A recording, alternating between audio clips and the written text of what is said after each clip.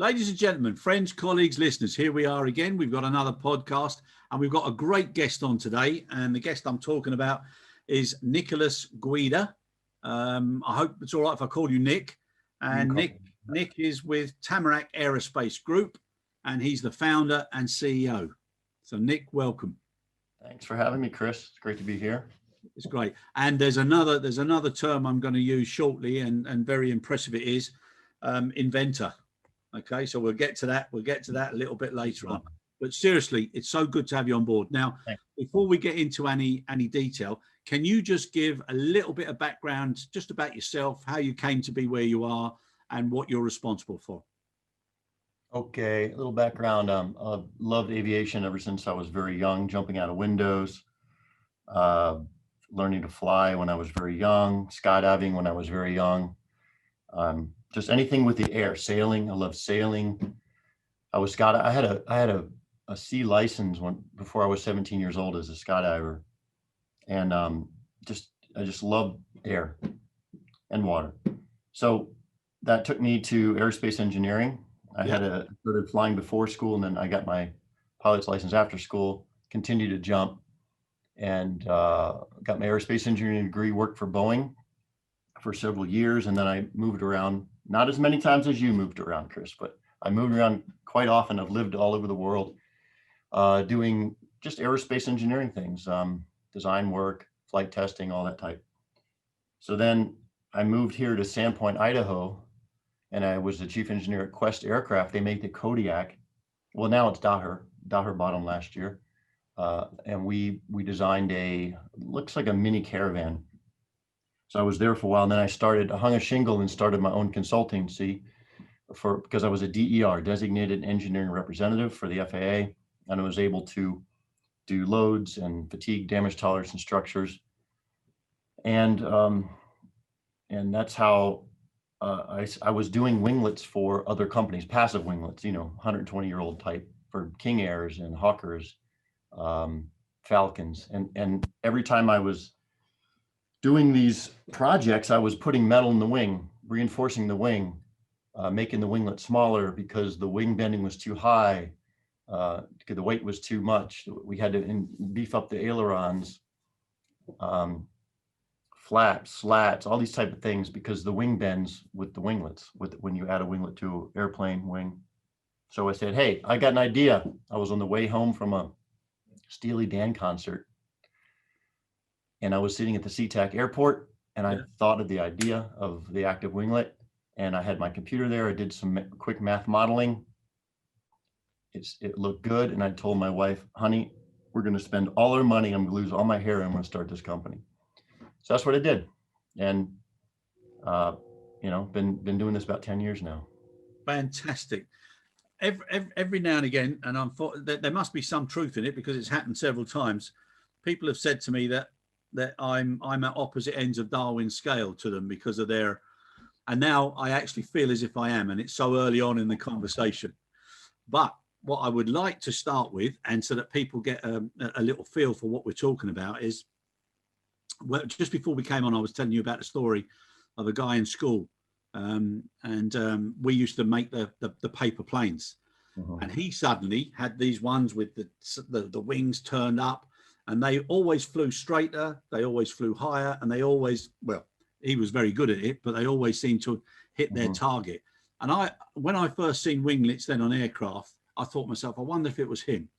But now you're going to give me some facts, and also to our listeners a little bit of facts, and then they know that we're actually talking about these winglets on the end of aircraft wings. Yeah. When you look out the windows and you see them and you think, fantastic. Now they've got the lovely curved ones. So that's what we're talking about. Yeah. I mean, it's really nature did it first. You see hawks and eagles, and they have these tip feathers that really accentuate the span a little bit. And they, what they're doing is it's artificially increasing the aspect ratio. We'll get into more specifics, but it's been around a long time. Birds have had them for years. The really highly maneuverable birds don't have them, like a seagull and wrens and things like that. But you do see them on the large gliding birds, right? Because they're trying to stay up as long as possible. And like an albatross has really long wings. It's all about efficiency and aspect ratio. And so even in the late 1800s, when they were doing wind tunnel work, and there were a lot of aerodynamicists back then, because, you know, sailboats have been around a long time and people saw birds fly and were trying to figure it out. It was the first patent for a winglet was 1897 by a Scot that theorized that if you put a winglet, the upturned tip on a wing, that you would increase the efficiency, reduce the induced drag. And then I have pictures on my website, on our website, of planes in 1910 that had winglets on it. It's nothing new, right? Winglets were just never, I mean, until fuel prices got out of control, they just weren't really that big a deal. You know, they built the wing. So, I mean, I feel like I'm giving a little lecture, but, you know. No, I love it. I love it. Seriously, I love it. And I love to learn. And even just some of the facts that you're pumping out now, you know, it just makes people think. I mean, it's been around for so long. And apart from, like you said, the you know, the fuel price pressures, it's something that hasn't been modernized. Right. Well, it was also a mission, right? Like a U-2 was built with really long wings. Gliders have had long wings forever. Yeah. And the thing to think about is, if you extend the wing as not even as much as the height of a winglet, let's say the height of the winglet is a foot, if you can extend it 8 inches, you have the same efficiency as if you were to extend the wing up or put a winglet on. So it's actually more efficient to just have a longer wing. Yeah. Okay. But you increase the bending moment on the wing. So that's the fight. So gliders for all these years have had never needed winglets. They just keep extending the wing. But winglets kind of came in style too. At some point, there is a styling aspect of them. Lear's had winglets for a long time, almost from the beginning. So Learjets. So Embraer fought it for years because a good aerodynamicist will just extend the wing. Look at the 787. Yeah. The Dreamliner has a raked kind of tip, doesn't have a vertical tip. Yeah. So there's just all different ways of extending or increasing the aspect ratio is what you're trying to do. Now, unlike a bird that glides, some of those hawks have to pick up heavy kills. So they don't want a real long wing because their bending moment on their arms would be too high. So they effectively can have these feathers at the tip that increase the efficiency in gliding, but then they kind of collapse when they're doing their heavy work. And that kind of got me thinking. So at the end of the day, there really hasn't been much happening. I mean, you know, the split scimitar, you've seen the one they go up and down. Well, the Airbus has had that for a long time. The Connies had it on the tail, Constellations and the Vegas and 18. When you put a plate like this, you're actually making the surface seem longer, which reduces the drag and makes it more efficient. So nothing's new, and we didn't invent winglets and we didn't invent load alleviation. What we did is put it together. Yeah. But load alleviation has been around since the 50s. L-1011 had it. All the new airplanes have some form of gust or load alleviation. So we just put the two together. That's what my idea was. Okay, and we'll get to how effective that idea was shortly. So with passive winglets, that improves the aircraft climb and reduces drag. Okay. So now the active winglets, which is what you've managed to do, can you just explain now how much better or what the difference is between that active and passive description? Well, I'll go a little deeper into it also. So a passive winglet, so winglets, end plate effects, aspect ratio is the key. When you increase aspect ratio, you decrease the induced drag. So there's two kinds of drag, as you know. There's lots of kinds of drag, but we're just going to talk about the main two: parasitic drag and induced drag, lift-induced drag. So if you create lift, you are creating induced drag. So you can imagine, the vortices coming off of the wings. But if the wing were very high aspect ratio, those vortices are less and less. So then you have a lower drag. And when you're at altitude, Chris, about max endurance and max range kind of thing is your drags are about similar, 50% parasitic and about 50% induced. So if you can reduce the induced drag dramatically, then you're good. And the equation, I'm going to go slow. The equation for induced drag, are you ready? It's Go just on, go on. I might even write it down. I might Write even it write it down. I'll use it, down. and I'll use it in a quiz over Christmas. CL squared over pi Yeah, times E times A, and A is aspect ratio. So E is the Oswald planetform efficiency, but let's just talk about aspect ratio. If you increase the aspect ratio on the bottom, let's say 30%, like our winglets, because yeah, we extend the wing and then put a winglet. We don't just take a wing and stick a winglet. We extend the wing and then put a winglet on the end. So right. we increase the aspect ratio effectively and geometrically by about 30%. So 30%, and if that's half your drag at altitude, that's a lot, half of 30% is 15%. And that's where these numbers are coming from. But it's more than that, because we add the wing, yeah, we have more wing area, and your climb rate is dramatically increased when you have more area. So we can get one of the main reasons, like this plane behind me, this is the CJ. yeah, That's a 3-hour plane at max continuous throttle. With our winglets, because we can fly 4, 5, 6,000 feet higher initially, because the plane can climb there, yeah. is a 4-hour plane. So we take a 3-hour plane with the same fuel and the same throttle setting and go 4 hours. So that's really the difference, and we don't add weight. We add a winglet without beefing up the wing structure, because we have this load alleviating device. Yeah. During the high G events, man, I'm talking a lot. No, but that's what we're here for. This is honestly, I'm being serious. I'm really, really enjoying this, because it's things that people look and take for granted without knowing, without knowing the detail behind it. And what you're saying there about 30%. So you're actually differentiating from the passive winglets, which is what, 4, 5%, 4%. That's a huge difference. Yeah. An enormous difference. That's why people think we're crazy and they think we're lying, because we're exaggerating all this stuff, until they talk to someone who flies the plane and they're like, yeah, I make trips from here to here, and people just don't believe us. They don't believe them. They can go to FlightAware and look at the tracks, and then they start to get a clue. Yeah. But it takes a while for people to get up to speed, just because it's such a big differential, Yeah. Now, Nick, you've got models, haven't you, of the winglets? Yeah. Actually, watch this.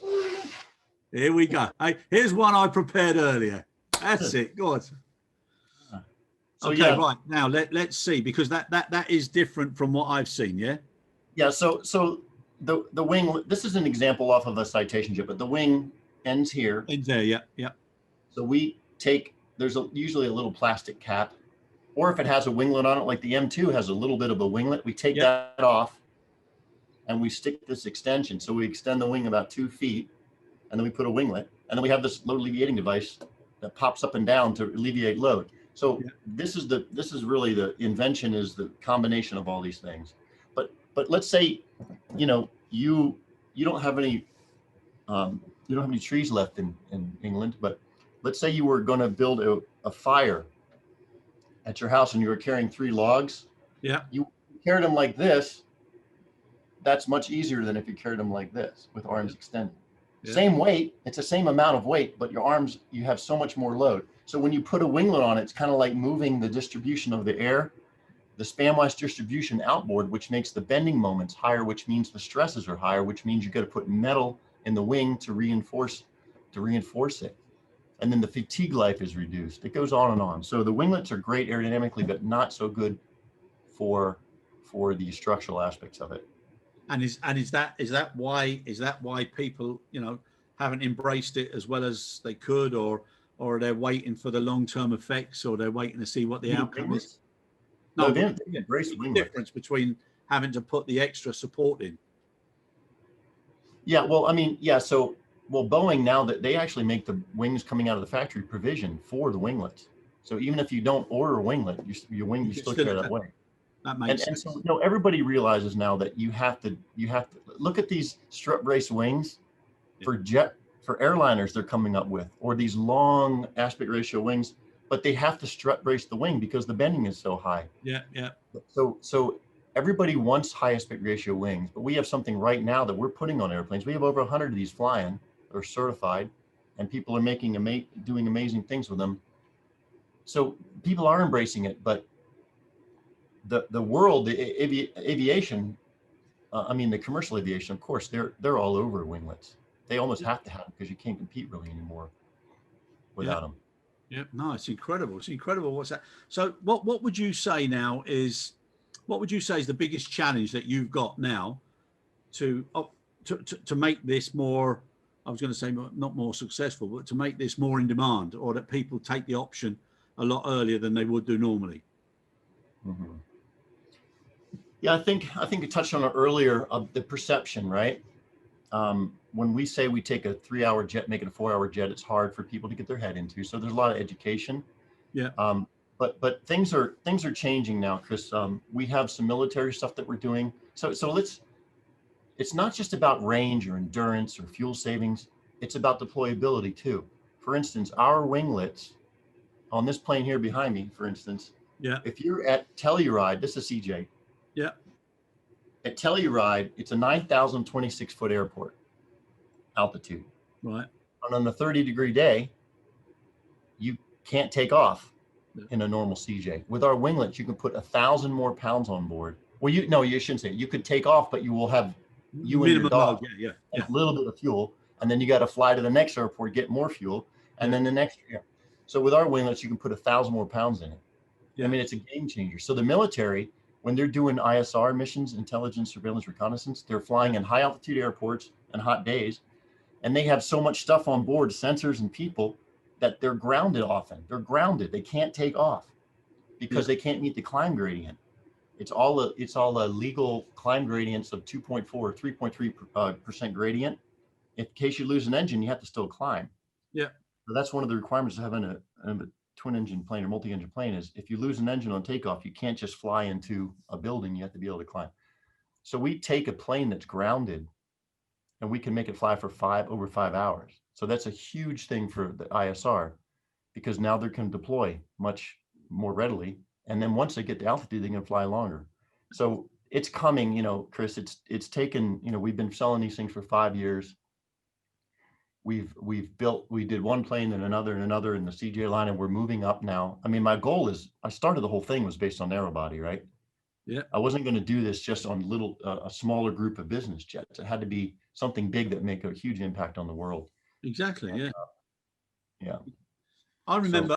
I remember back, and I know we were joking earlier about Mexico, but I remember working down there as well, and obviously our loads were a lot less because the takeoff loads and the weight yeah, was so limited because of the altitude and also the heat. So yeah, we were always trying to mix the load, get as many car parts as possible, so that we worked out between the volume and the density. So right. that's something that you'd be able to make a difference on as well. Yeah, you get it. Yeah. Yeah, it's huge. And we have certified numbers for, these weight improvements, these takeoff weight improvements. We call it high hot or Yeah, yeah, weight, altitude, temperature tables. Yeah. It's a big deal. And there's ride smoothness. I mean, like when you talk to people about the winglet, they've been trained for 20 years that yeah, winglets are 3%, 4%. yeah, And when I say 30%, and you get ride smoothing, and you get max zero fuel weight increases, and you could do gross weight increases, and your stall speeds reduced, and you have stability increases. Like one of the planes we put the winglets on, the M2, Citation M2, there's a yaw damper in-op limitation above flight level 280. You can't fly. If your yaw damper doesn't work, you can't go up there because the plane is not damped. So during certification, you have to step on the rudder and make the plane diverge from, yaw, let's say 15 degrees.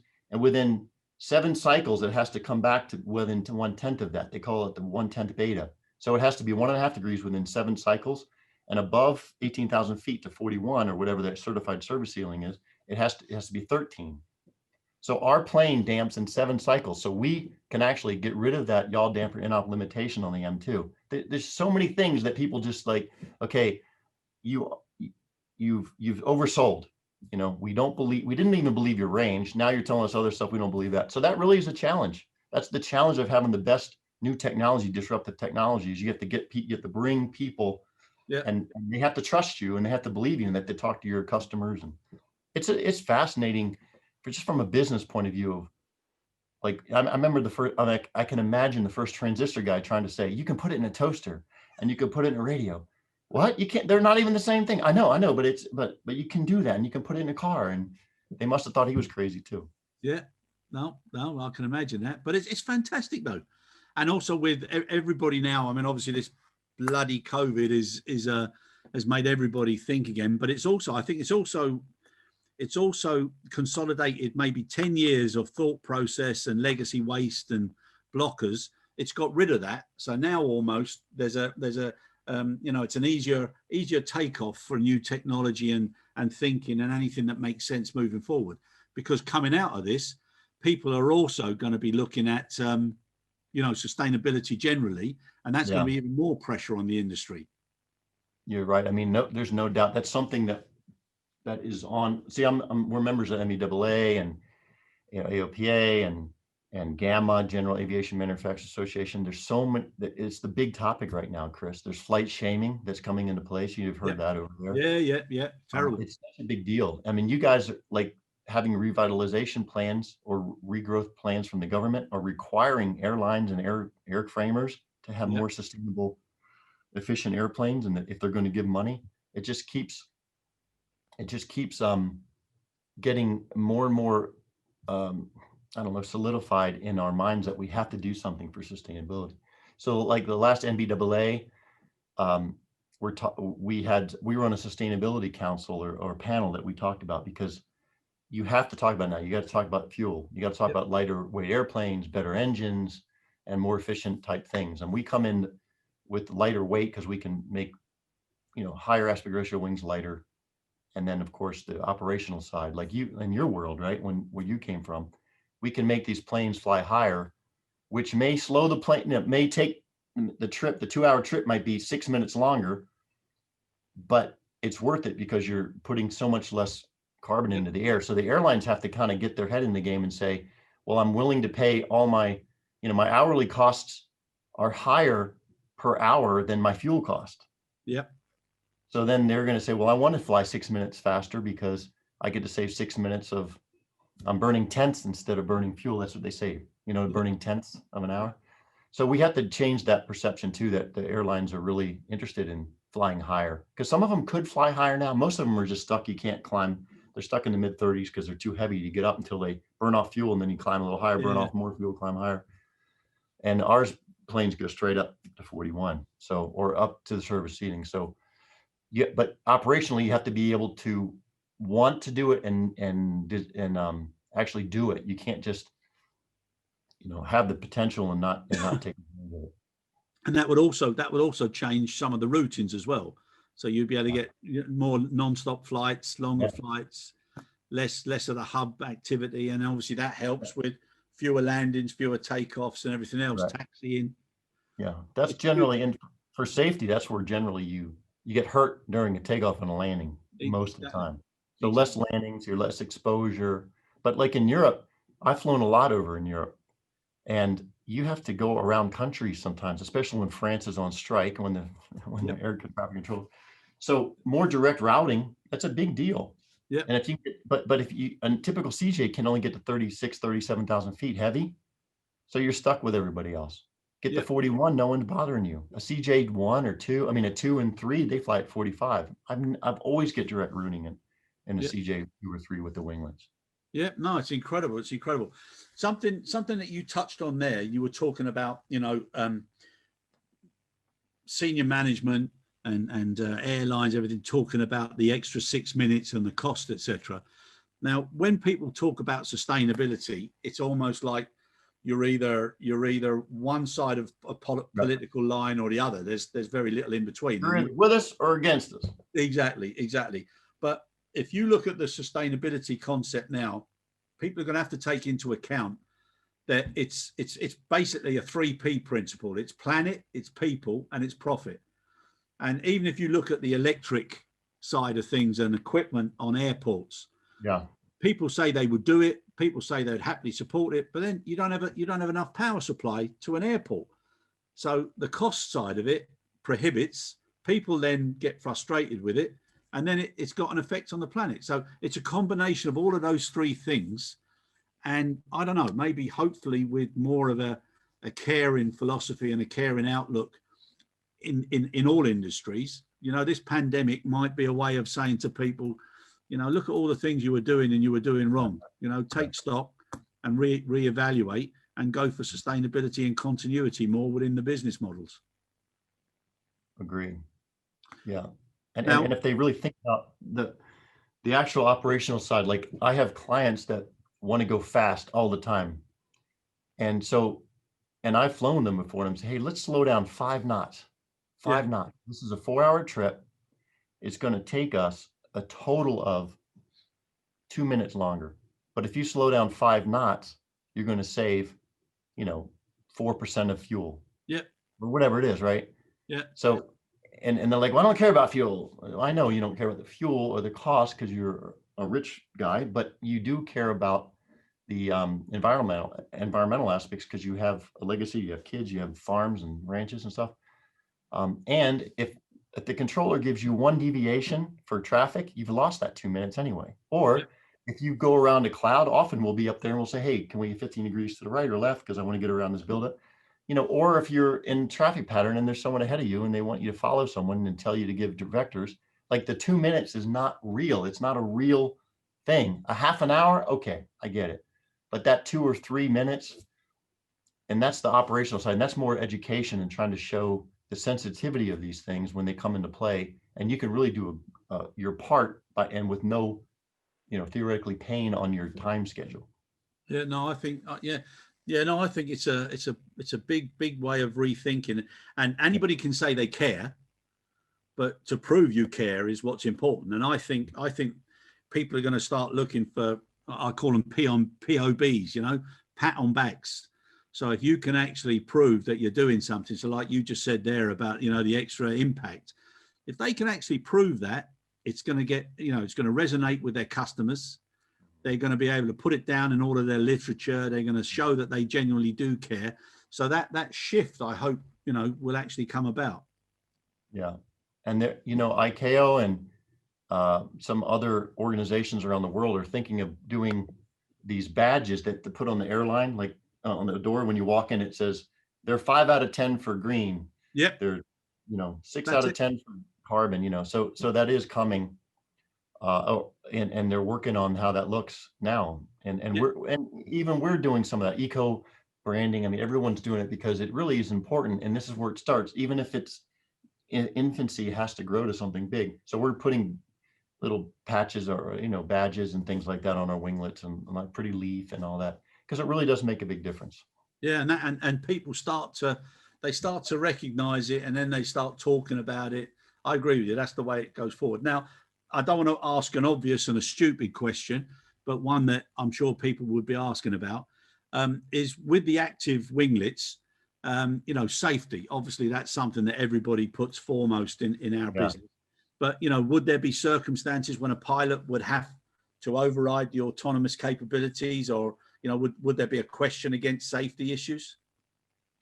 Yeah, and that's what certification is for. So let's say any system, and that's not just autonomous systems, like a trim system. Yep.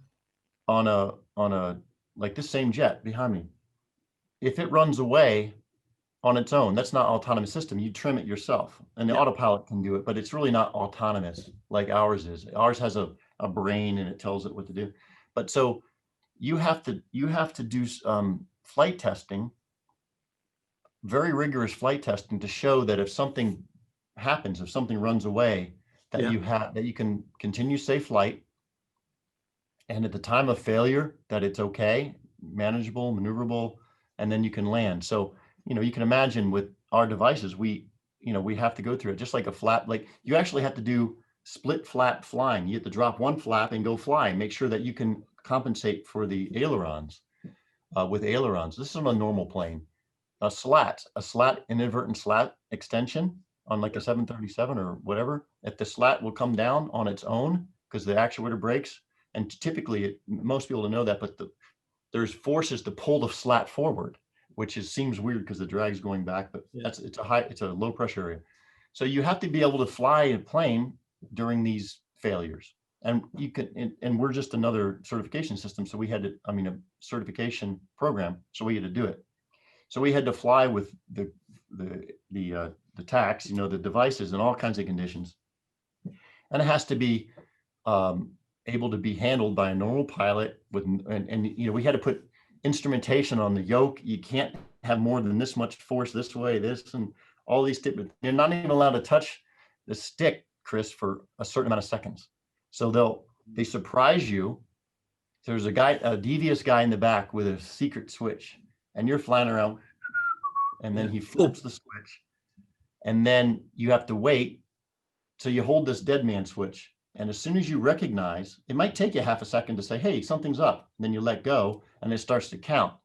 And then you're not allowed to touch anything for a certain amount of seconds, 3 to 5, it depends, right? So you sit there and wait, count, and a light will come on. Then you get to touch everything. So there's very rigorous standards for this type of thing. So there are cases, if there was a hard over, if one of our devices was up and stuck there, yeah, even if it's so unlikely, but it doesn't matter. Unlikely has nothing to do with it. Yeah. Got to do it anyway. So then you just flight test, and you show that it's good. You have a bunch of people do it, and you show that the certification of it is safe, and you move on to the next problem of the day, when you're doing certification. Yeah. And I think safety point, I'll just say the safety, rate of climb, stability, landing distances, landing speeds, all these type of things make a plane so much safer.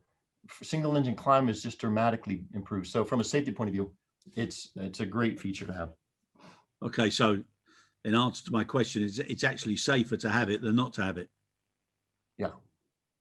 I mean, it depends on what yes, if you're interested in having reserve climb capability, if you lose an engine, and stability, and landing if you're flying AOA, some of our customers are reporting 7 to 10 knots slower than VREF when they're flying AOA, which, every 1 knot is like 200 feet on landing. So we have people landing these planes in ridiculously small areas. One of my customers flies off of a 800-meter airstrip in Switzerland with these wings.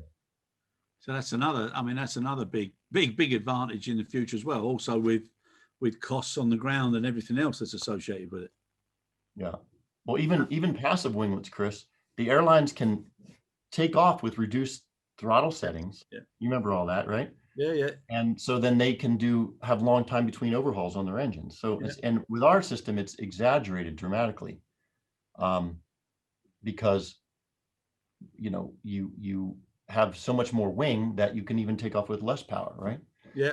And so then on landing, there's no overruns and all these kind of things. It's because overruns is like for owner flown planes, like we have right now, our clients, most of them are owner flowns.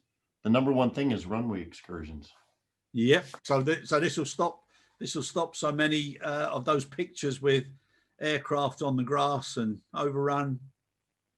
Yes, assuming they're doing everything right. So again, that's good. And also what you were saying with the faster altitude, that also clears the airspace as well. So it makes it safer in that sense. Yeah. No. Not too many incidents of aircraft hitting each other in RVSM altitudes, but it does make it safer. Yeah. And getting over weather, and get over the weather sooner and all that. I sound like a commercial. I've been talking about my product on my baby for a long time here, but it's like, but you're saying like a baby. Every parent is so proud of their child, no matter what, and the more you put into it, the more you get out. So fair play to you. You should be very proud, very pleased with what you're doing. Now, something that obviously turns people's heads more than anything to do with safety, anything to do with efficiency, sustainability, the one thing that still turns heads more often than anything else is costs. Yeah. So now, with your technology and with the impact it has on so many various different elements of flight, what would you say are the biggest cost savings that people should be aware of? Well, we can take this same plane behind me as an example. Yeah. One of my clients has a milk run from Bozeman, Montana to Carlsbad, California. He's been doing it for years, back and forth. He's got a place in each location, and he normally lands with 700 pounds on this trip. a little over 3 hours, lands with 700 pounds. Now he lands with 1,400 pounds. And so that's an incredible, and that was it. I went with him on his first flight and he landed with 700 pounds more than he used to. So just the savings is incredible. And that's one trip.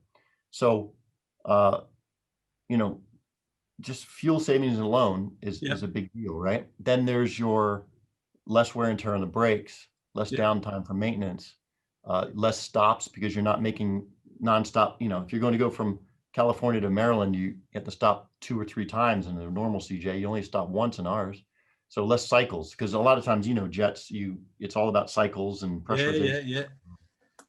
So there's less maintenance. And, but, you know, if you were going to boil it down, it would be the cost savings would be the fuel. But I mean, is the big portion. But for instance, our winglets, there are companies that value modifications and value airplanes, and they give us 100% back on our winglet. Unlike avionics, you know, you do avionics install, it's obsolete by the time you pick your plane up, right? Or a Wi-Fi. You know, it's funny. In the sales process, I'll talk to the guy and he's like, yeah, it's too much money for winglets. But he did a $140,000 Wi-Fi so his kids could watch, you know, Disney shows. And that was obsolete immediately, right? So I would ask them, like, how did you spend that money on this? Our winglets are 200,000 on the CJ, and you're going to save money each time. You're going to go further. You're going to do all these cool things, but you want to bust my chops over the cost. So overall, that we get value 100%.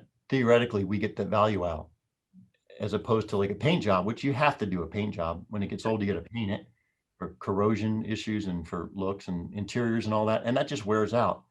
And who knows what you're going to get back out of that when you sell your plane. But our winglets are good for that. And that so because there's a lot of companies now that are putting together all of the history, and you know they're uploading the data instead of when you buy and sell an aircraft, you're flying a pallet around with all the documentation. But right. this would really be a USP on a particular aircraft. Yeah, I think. I mean, and that's what our customer. I mean, we have over 120, almost 120 of these flying, and people are getting, you know, that value out when they're selling the plane. So we're seeing that, and it's exciting for us because it's validating the assumption that it does build value in the plane. The core asset is of higher value. Okay, brilliant. Well, from the left-hand side of Darwin's scale, I'm very impressed and looking forward to moving through the whole process. So what does Tamarack's future look like? Yeah, well, the original business plan that I built 10 years ago with the help of some friends was focused on narrow bodies. So right now, as we move up to larger airplanes, we, you know, military is a big deal. So military is kind of going to launch us into awareness, right? Yeah. So we have, so, you know, instead of being crazy rednecks from North Idaho that had this idea and it might work and might not work, you know, we're proving that it works. We have a lot of happy customers, and the military now is shaking it off. Like when you can imagine going to them and saying, oh, your plane that's grounded, I can make it fly 5 hours. It takes a long time for them to go through their due diligence to prove to themselves that it works, you know, that it's real. So once that happens and we start promoting it, that the real value is happening, then I know it'll accelerate in these other fields. I mean, these other markets. We have people coming to us continually about, hey, let's do it on this plane. Let's do it on this plane. But the business plan is military side alone. Yeah. I mean, military, we're working on that, and that's exciting right now. We have things like right now, we're going to be flight testing early next month. It's very exciting. But in the business jet world, Excel is a big target for us. So we're working on establishing our Excel presence, because that plane is a wonderful plane. All the Cessna products are freaking wonderful. Yeah. And with these winglets, just makes them that much better. And then just moving up to the larger transport Bombardier, like a Challenger. Yeah. Has been, we know it's adding 350-mile range to that thing, 350 miles of range to a Challenger. So that, the guys that are trying to get from New York to Paris, it makes them nervous. Now they won't ever have a problem. So that's exciting. And then we have a sponsor, a loose sponsor on the A320. So we're excited about that. We have 30 patents. So I just kept inventing, and we just kept building our patent base. Or they call it a thicket. So we are excited about doing a flight test program on a 320. And that'll be a couple of years out, getting everything arranged, because we're doing in a risk reduction mentality as we grow to larger airframes. Yeah, yeah. Well, I mean, don't get me wrong now, but I can't see it. I mean, for me, it's a no-brainer. And for any of the aircraft types and frames that you've been talking about, I mean, what an incredible USP or an incredible extra sales tool it is to be now, used to sell their aircraft because of range, efficiencies, lower maintenance, everything. I just can't see why it wouldn't be. If it were so good, Chris, why isn't Boeing doing it? They would already be doing it if it was so good. That's what I hear. I hear that all the time. But they haven't got you yet. That's right. But you ask about challenges, yeah, and it's that mentality. We're Boeing, or we're Textron. Everything, and no one else out there knows these things and can do the math, and it's okay. We'll get there. We just have to be, just stick with it and be diligent on getting the product out. And not worrying about people saying silly things like that. Well, if it's so good, Boeing would be doing it. We have a lot of hits from Boeing almost every day from the Boeing website. I know those guys. I mean, and remember Joe Clark. Look what Joe Clark did for Winglets. He took basically a joke and he entrepreneurially put it on a Boeing business jet, and then the customers wanted and forced Boeing to get on board. Yeah. And we see that same thing going to happen in these other things. The customer's going to drive these OEMs. Once we get the thing flying and showing how wonderful it is, there's going to be no stopping us, Chris. And you're going to be flying with me around the world, going cool places. You're going to take me to Ireland and show me your 100%, my friend. You've got that as a guarantee, definitely. No, but seriously, I just and like you said, it doesn't matter whether it's a big organization, a small organization, or whatever. The one thing that the wise people I've ever met and listened to always say is, you're never too young or too old to learn. You must never stop learning, but you must be aware when something makes sense. Yeah. Don't overlook it or dismiss it.